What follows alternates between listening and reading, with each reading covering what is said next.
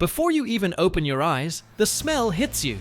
It is thick, sweet, and suffocating.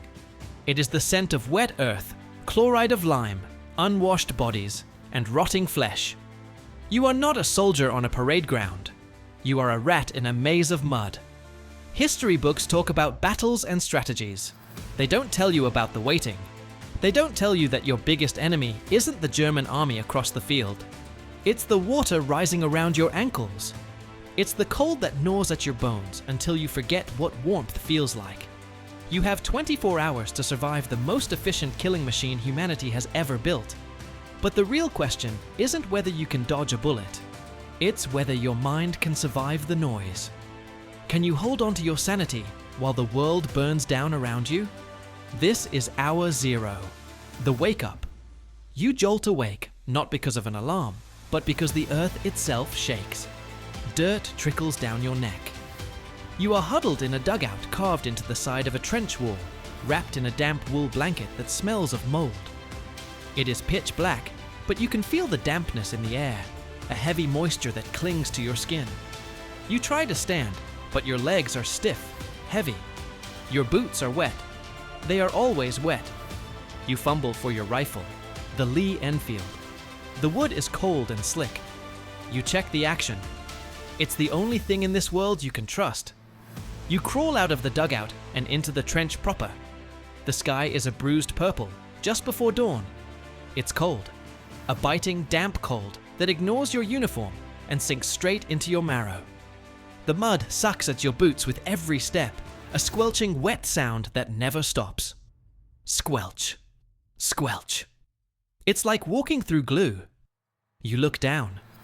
The water is brown and stagnant, swirling with oil and debris. You try not to look too closely at what the debris is. Stand to! The order is whispered down the line. Morning hate. Every dawn and every dusk, both sides unleash a fury of machine gun fire and artillery, just to let the other side know they are still there. You scramble up onto the fire step, a wooden ledge cut into the trench wall. You press your chest against the cold, wet sandbags. Your heart hammers against your ribs. Thump, thump, thump. You stare out into the grey mist of no man's land.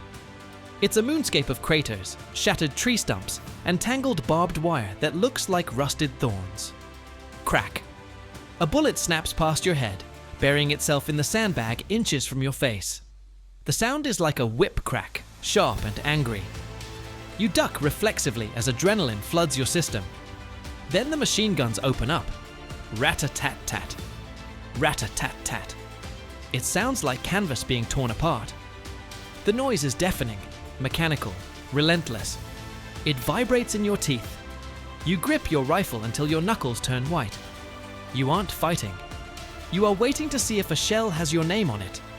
For 30 minutes, the world is noise and fire, and then it stops. The silence that follows is worse, heavy, expectant. This is hour 6, the boredom. The sun is up now, weak and watery. The adrenaline drains out of you, leaving you hollow and shaky. Now comes the real torture, boredom. But it's boredom laced with terror. You are stuck in a ditch, 6 feet deep and 3 feet wide. You can't stand fully upright or a sniper will take your head off. You can't leave. You just sit. You pull off your boot to check your feet. This is a ritual. If you don't do it, you lose your toes. You peel back the wet, gray wool sock. Your skin is pale and wrinkled like a prune, numb. It doesn't feel like it belongs to you. You rub whale oil grease into the flesh, forcing blood back into it. Slowly, pain returns, a dull, throbbing ache. This is trench foot. If it turns black, they cut it off. You lace the boot back on. It feels like stepping into a block of ice. You try to eat. Bully beef from a tin. Hardtack biscuits so solid you have to smash them with a rock. The food tastes metallic. You chew without thinking, staring at the trench wall. The earth is alive, not with plants, with lice. They crawl in the seams of your uniform, itching your armpits and groin like tiny fires. You stop trying to scratch them all. You just accept it. And the rats. They are everywhere. Bloated, bold, fearless. One scampers over your boot, eyes black and shining. It's the size of a cat. You kick at it. It dodges easily and stops to stare at you.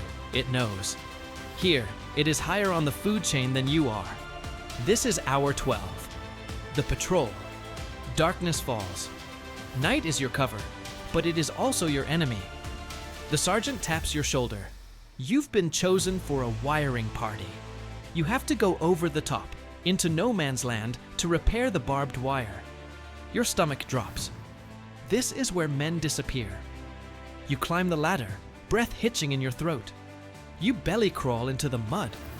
The smell out here is worse. Concentrated death. The ground is uneven, pocked with shell holes filled with stagnant water. You drag yourself forward, inch by inch. Mud coats your face, gritty and freezing. You reach the wire. Rusted steel, twisted and snarled. You work in silence. One metallic clink, and the machine guns will wake up.